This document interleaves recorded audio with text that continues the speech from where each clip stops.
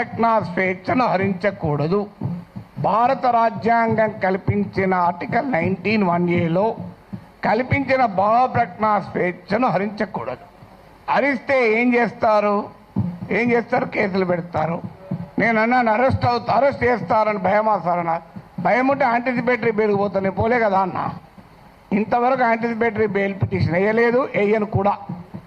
ఎందుకంటే నవ్వుతూ అన్నా, నా జీవితంలో చాలా అనుభవాలు వచ్చాయి, అసెంబ్లీతో సహా.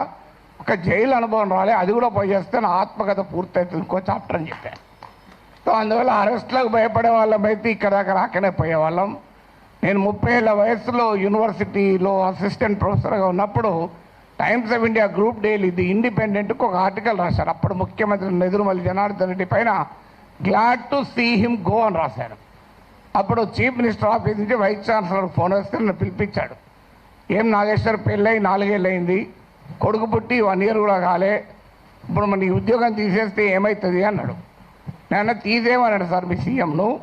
ఒక 30 ఏళ్ళు అక్కడ ఇక్కడ ట్యూషన్లు చెప్పుకొని బతుకుతా, 30 ఏళ్ళ తర్వాత సుప్రీంకోర్టుకి వెళ్ళి ఈ డబ్బులన్నీ తెచ్చుకుంటే జూబ్లీహిల్స్ ఇల్లు కట్టుకుంటా అని చెప్పాను.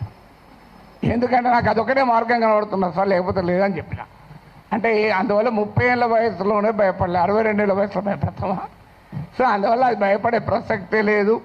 అరెస్ట్ ఇంతవరకైతే మీకు ఫ్యాక్ట్స్ కూడా చెప్పాలి. ఎందుకంటే ఇక్కడ మాట్లాడిన వాళ్ళు చాలామంది బహుశా టీవీలు మిస్లీడ్ చేసిన రాంగ్ ఇన్ఫర్మేషన్తో కూడా ఉన్నట్టున్నారు. నా దగ్గరికి అరెస్ట్ చేసడానికి ఎవరైతే రాలే ఇప్పటివరకు, రారని నేను చెప్పను, ఇప్పటివరకు రాలేదు. హైదరాబాద్కు వచ్చారేమో తెలియదు, మా ఇంటికి రాలే. అయితే అక్కడ తెలంగాణ పోలీస్ ప్రొటెక్షన్కి వస్తే వాళ్ళ ఫోటోలు వేసి మనం మీడియాలో ఆంధ్ర పోలీస్ వచ్చిందని రాశారు. ఆ వీడియోలో ఉన్న వ్యక్తి మన టోలీచెక్ సిఐ. సో అలా కూడా వచ్చాయి వార్తలు. ఆ వార్తలు కూడా ఇట్లాంటి పత్రికల్లోనే వచ్చాయి. పోనీ వీళ్ళు ఇక్కడ మనకు అర్థం కావాల్సిందంటే, ఒకటి రాజ్యం ప్రభుత్వమే నేరుగా కేసులు పెట్టింది. ఏంటా కేసులు? కులచిచ్చు పెట్టానట. నేను నా మాటలో ఎక్కడ కులమన్న పదమే లేదు, కులచిచ్చు పెట్టాను. పవన్ కళ్యాణ్ మాటల్లో కూడా చెప్పాడు కులం అని. అసలు నేను ఎక్కడ కులం తీసానో నాకు ఇప్పటికి అర్థం కాలే.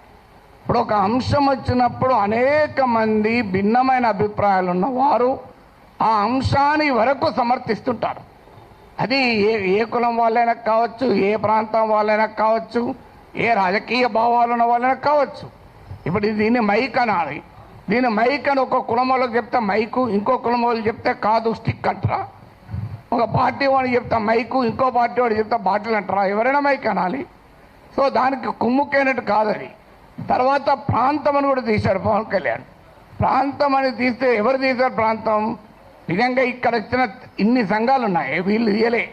తెలంగాణ సంఘాలు మొదలు ప్రాంతం అనే ప్రస్తావనే తీయలే. ఆ ప్రస్తావన తీసింది కూడా ఆ 2 పార్టీల వాళ్ళే. నువ్వు తెలంగాణ వాడివి, ఆంధ్రప్రదేశ్ రాజకీయాల గురించి ఎట్లా మాట్లాడుతావు? అయ్యమ్మ నేను అమెరికా వాడిని, అక్కడ ఓటర్ ఆడ మాట్లాడుతున్నా కదా, ఇరాన్ పైన మాట్లాడుతున్నది ఇరాన్ ఓటర్నా? ఇది ఎక్కడ సిద్ధాంతం అయ్యా? మీరైతే ఇక్కడ ఇండ్లు కలిగి ఉంటారు, ఆస్తులు కలిగి ఉంటారు, మేము మాట్లాడకూడదంటే ఎట్లా? తెలంగాణలో ఉన్న పుట్టినవాడిని కనుక తెలంగాణ వాడి కనుక మాట్లాడద్దంటే ఎట్లా?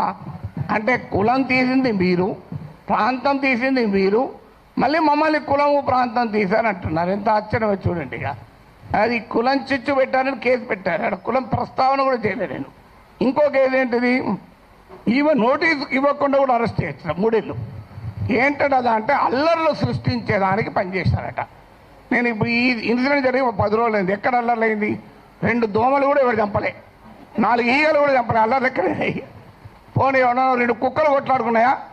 అరే ఏమో ఏంది ఇది? మీకు అల్లర్లు సృష్టించారు. అదే కాదు, ప్రజా జీవితాన్ని అల్లకల్లోలం చేశారట. ఒక కేసు జోకేంద్ర వాళ్ళు పెట్టిన కేసులు మనకు నవ్వొస్తాయి. మీరు ఎంతమంది చూశారో తెలియదు నాకు ఎఫ్ఐఆర్లు. ఆ సెక్షన్ నేను చూస్తే ఆ లాలోనే ఉంది, this section is not applicable for words అన్నాడు. మరి నేను వర్డ్స్ కాకపోతే ఏం మాట్లాడినా బాంబులు వేసినా? ఇంకో దగ్గర this section is not applicable to the statements అన్నారు. నేను మాట్లాడేది వర్డ్ స్టేట్మెంటే కదా. అంటే అప్లికేబుల్ కాదని చట్టంలో ఉన్న కేసు పెట్టారు. ఇక చూడండి, ఇక్కడ మనకు అర్థం కావాల్సింది అంటే చాలామంది మిత్రులు మాట్లాడారు, నేను మాట్లాడిన అంశం అసలు ఇష్యూనే కాదు, అది ఇష్యూనే కాదు. నన్ను కులం అన్నారు. ఇప్పుడు ఇంతకుముందు విమలక్క గారు చెప్పారు, నేను ఏ కులంలో పుట్టాలనే హక్కు నాకుంటే, అది అవకాశం నాకుంటే అది నేను డిసైడ్ చేసుకుంటుండే. ఎక్కడో చోట పుట్టిన తర్వాత ఎక్కడున్నావు అనేది పాయింట్ కదా.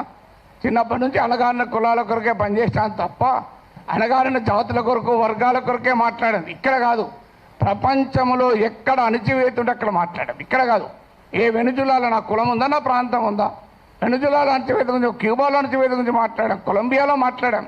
అక్కడ ఎవరి కులాలు ఉన్నాయి, ఎవరు ఏమున్నాయో మాకు. సో ఎక్కడ అణచివేత ఉంటుంటే అక్కడ మాట్లాడతాం. సో అందువల్ల ఇక్కడ అసలు విషయం ఏంటి అంటే, ఇంతకుముందు చెప్పారు మన మిత్రుడు రఘు చెప్పాడు, అసలు విషయం ఈ ఇష్యూనే కాదు. ఇష్యూ ఏంటి, ఆంధ్రప్రదేశ్కు విశాఖపట్నానికి రైల్వే జోన్ ఇచ్చాడు. ఆ ఇచ్చినట్టే ఇచ్చి ఆదాయం వచ్చే కిరండాల్ కోరాపూట్ లైన్ తీసేసి ఇచ్చారు. ఆ లైన్ను ఒరిస్సాకు పంపించారు. ఆంధ్రప్రదేశ్లోని ఒక్క రాజకీయ పార్టీ అడగదు. నా పైన గంట సేపు డిబేట్ పెట్టే టీవీ ఛానల్ కూడా అడగవు. విచిత్రం ఏంటంటే, అయ్యా మరి ఈ రైల్వే జోన్ ఇచ్చారు, ఆదాయాన్ని ఇచ్చేదాన్ని తీసుకెళ్ళి ఒరిస్సాలో కలిపారు, ఇది అన్యాయం కదా అని ఒక్కరు అడగలే. నాగేశ్వర్ పైన 1 అవర్ డిబేట్ పెట్టిన వాళ్ళకు ఆంధ్రప్రదేశ్ ప్రజల కోసం అవసరమైన ఈ ఒక్క టాపిక్ మీద ఎందుకు డిబేట్ పెట్టరు? ఆన్సర్ లేదు. ఇక మీకు మచిలీపట్నం పామర్రు ప్రాంతంలో మీకు విలువైనటువంటి ఆయిల్ అండ్ గ్యాస్ నిక్షేపాల్ని ఓఎన్జీసీ కనుగొంటే అత్యంత చరిత్ర జరిగిన దుర్మార్గ చరిత్ర గల వేదాంతకి ఇచ్చేశారు. తూత్కుడిలో ప్రజల్ని చంపినటువంటి వేదాంతకి ఇచ్చారు. ఇది ఆంధ్రప్రదేశ్లో ఏ ప్రధాన పార్టీలు రెండూ అడగలే. ఇక్కడ నా పైన డిబేట్ పెట్టిన టీవీ వాళ్ళు అడగలే. విచిత్రం ఏంటంటే, కానీ నేను అడిగాను, అది కోపం ఏంటంటే ఇలాంటి ఉదాహరణ 100 చెప్పగలుగుతాను. అందువల్ల పబ్లిక్గా క్వశ్చన్ చేయకూడదు. అందువల్ల ఒక్కసారి బెదిరిస్తే దాన్ని డాక్ట్రైన్ ఆఫ్ చిల్లింగ్ ఎఫెక్ట్ అంటారు. అంటే ఒక బెదిరిస్తే వీడు నోరు విప్పడని. కానీ గుర్తుపెట్టుకోవాలి, ఎంత బెదిరిస్తే అంత బిగ్గరగా అడుగుతాం, పని కట్టుకొని కూడా అడుగుతాం. అదే నేను అన్నది. అదే అని యుద్ధం మీరు మొదలు పెట్టారు, నేను ముగిస్తాను అన్నాడు. మళ్ళీ దాన్ని పెట్టుకొని యుద్ధం చేస్తావట అంటారు. అయ్యా నేను ఏమన్నా అందులో క్లియర్గా నా ప్రజా సమస్యల పైన అంటే ఇప్పుడు ఇంకా దానిపైన కేసు పెట్టలేదు. బహుశా ఎఫ్ఐఆర్ ఛార్జ్ షీట్లు యాడ్ చేస్తారో తెలియదు. కానీ ఒక్కటి మాత్రం మళ్ళీ చెప్తున్నాను, మీరు అరెస్ట్ చేసుకుంటారా, కేసులు విత్డ్రా చేస్తారా, చెయ్యరా, అది మీ ఇష్టం. మేము మాత్రం మాట్లాడుతూనే ఉంటాం.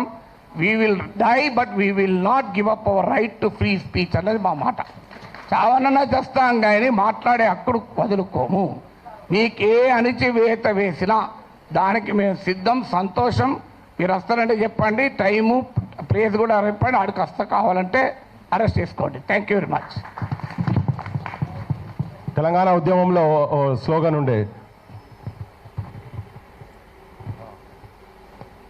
ఆఖరినైనా భరిస్తాం కానీ అవమానాన్ని సహించమని. సార్ కూడా అదే ఇప్పుడు చెప్పిండు, will die but we will not use our right to speak.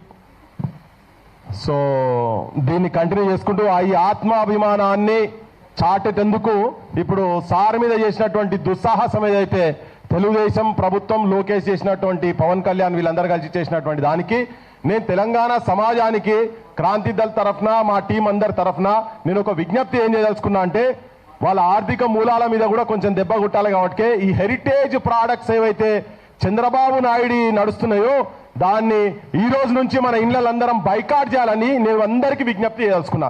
నిజమైన తెలంగాణ వాదులు, మనుషులను ప్రేమించేటువంటి ప్రతి ఒక్కరూ ఇటువంటి దుర్మార్గులు తీసుకొస్తున్నటువంటి బిజినెస్ దందాల మీద దెబ్బ కొట్టాలి, హెరిటేజ్ ను బంద్ చేయాలని చెప్పని మీ అందరికీ విజ్ఞప్తి చేయదలుచుకున్నా. ఇప్పుడు